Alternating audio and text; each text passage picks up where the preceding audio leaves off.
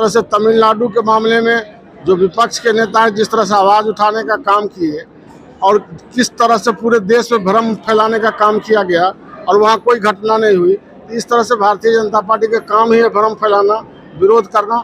योगी जी जिस तरह से किए हैं वो गलत परंपरा की शुरुआत हुई है। अडानी को बढ़ाने में किसका हाथ है सब कोई जानता है। गरीब का राजपाट होता है तो इसी तरह से छापा मारा जाता है, फंसाने की कोशिश की जाती है। इस न्यूज के प्रायोजक है अफजल फर्नीचर।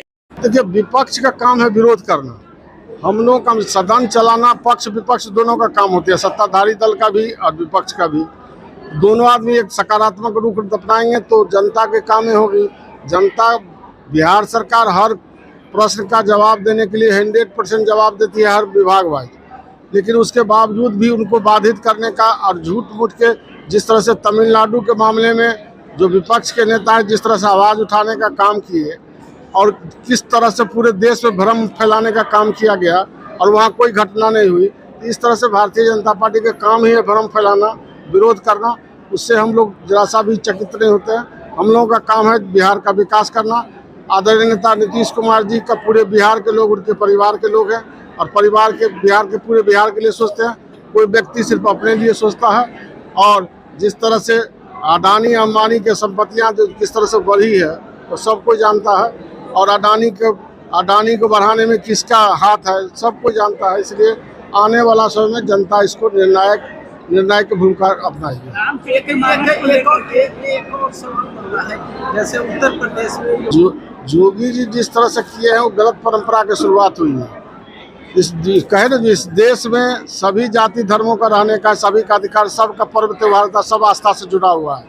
यदि एक व्यक्ति के यदि किसी पर्व त्योहार पर कोई सरकार के द्वारा यदि सुविधा दी जाती है तो हर समुदाय के लोगों को देना चाहिए उनके पर्व पर, तभी मैं समझता हूँ कि समतामूलक समाज का निर्माण होगा।